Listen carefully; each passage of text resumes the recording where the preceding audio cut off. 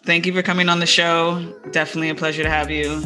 I know the listeners are excited. But to kick everything off, you are someone that wears many hats.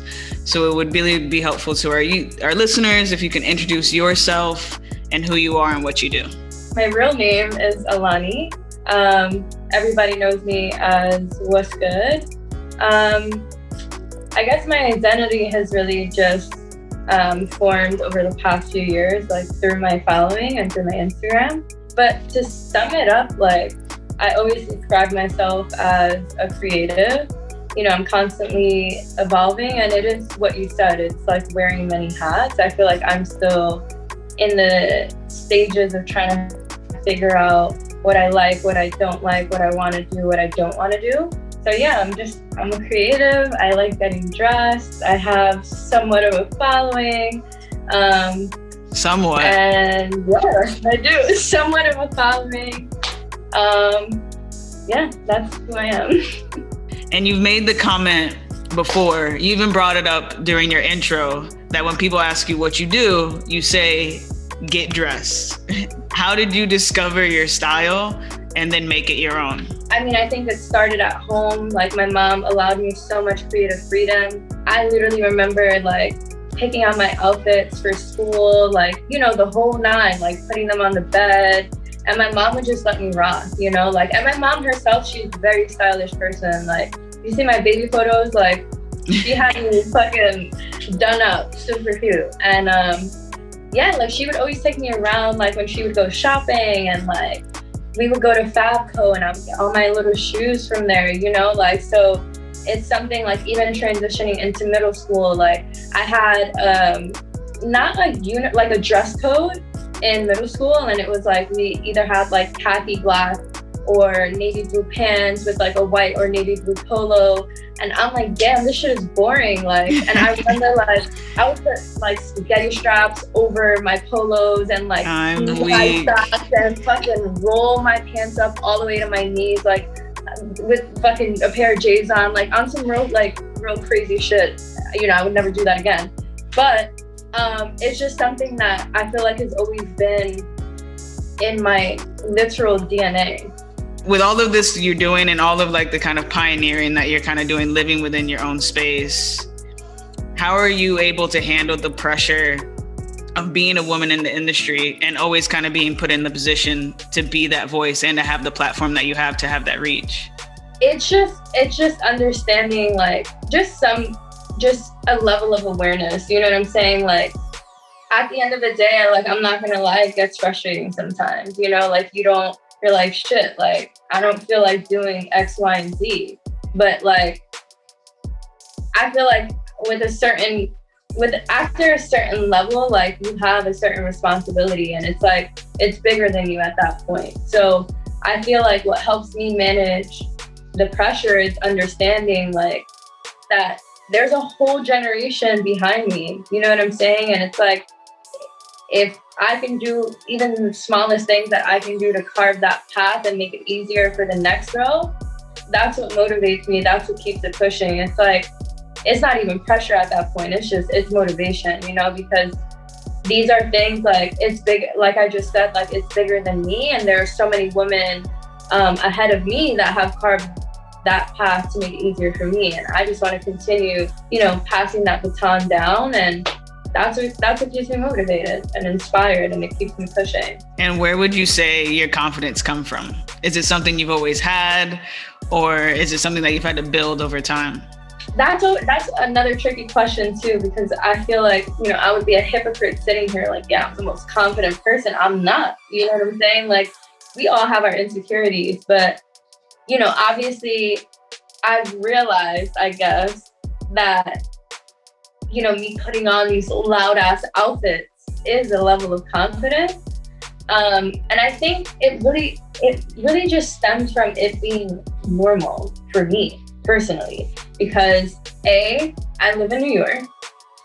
There's really nothing that you will see here that will make you raise an eyebrow. It just is what it is. You know what I'm saying? And like, I had full support from my mom. You know what I'm saying? That's the only person I care.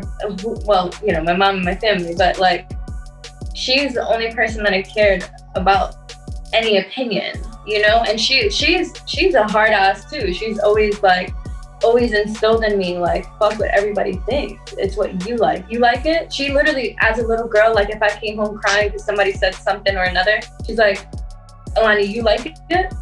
I'm like, well, yeah. She's like, that's it.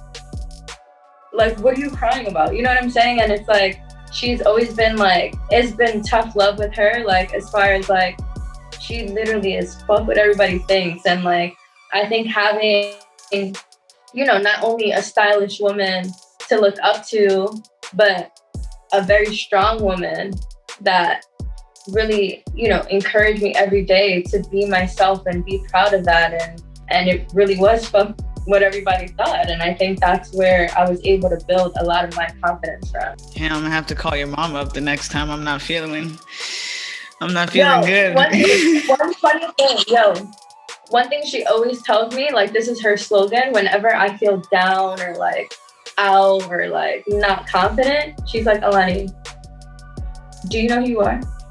And then she makes me say it, do you know who I am? And then I'm like, fuck, okay, yeah. And that's just the slogan. Whenever I feel like weird, she's like, Alani, say, do you know who I am? And I'm like, all right, mom, yeah. And that's what keeps me going. Okay. I'm gonna practice that mantra next time I question myself. Bro, if you're about to go into like any crazy casting interview, like any difficult situation, you literally breathe outside the room and you go, do you know who I am? And you walk in and you just feel confident. Like, it just, that's all it takes. I'm gonna start coming in hot. Just in so many places, I'm like, do you know who I am? I'm like, wait, I was supposed to say this outside.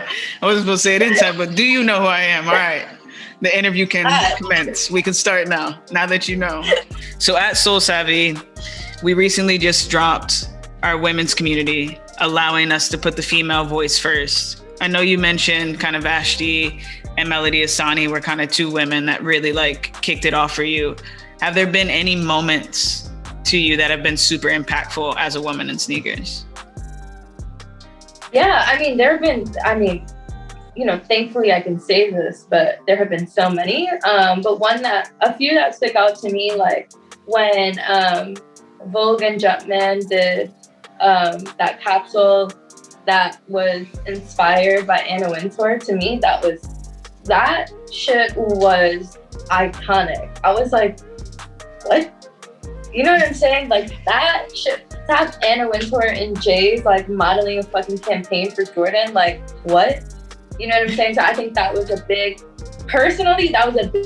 moment for women in the sneaker game, because like I feel like that specifically kind of crossroads. You know what I'm saying? Like, Anna Wintour, you're not catching her in J's every day, but like it was just like every girl can do it, and even Anna Wintour, you know? So that was one big one for me.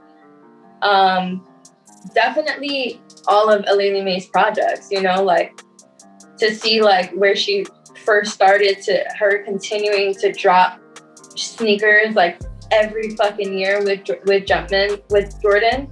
It's like to me that's amazing, you know, because it's like a lot of I guess collaborations are like one-offs, and then, you know, this person creates one shoe and it's just like, all right, cool, like what a time. But I think, you know, what's been so powerful with Alali is just the consistency behind it, and the fact that, you know, Jordan and Jumpman are giving her this platform to really tell a story, you know, like to tell a story with every shoe, and that shit is important, because when other sneakers, special sneakers are dropping, you always get a story. So to highlight a woman in that several times consistently, like, I think that's super dope. Obviously, Ambush, you know, she's doing her thing, like, consistently too. Yeah, bro. Cactus Plant, like, that Cactus Plant, to me, I respect her shit OD, you know? Like, she just, her shit is just so, I mean, like, so many people shit on it. Obviously, it's very controversial, but I personally love it, you know? Like, she's making, like, fire-ass merch, you know? Like, it's just fire to see how relevant women have become, and whether it's a controversial argument or not, like their names are still in the conversation. So, and that's what's important. There's still so much work to be done, and hope we continue to see women at the table. And I don't speak for all women, but we're glad that your voice is out there, and at least that you're put in a position and have the platform to make sure that females are represented. And it's a wonderful thing. It's something we can't complain about. At least we have examples to pull, right? We have like these women that we can name, and hopefully in the future there'll be so many that, you know, we're not just talking about the Laileys and the Vashtis and the Yoons of the world. There'll be like hundreds of other women that have made their same mark, just like you have. Awesome. Well, thank you for coming on the show. Thank you.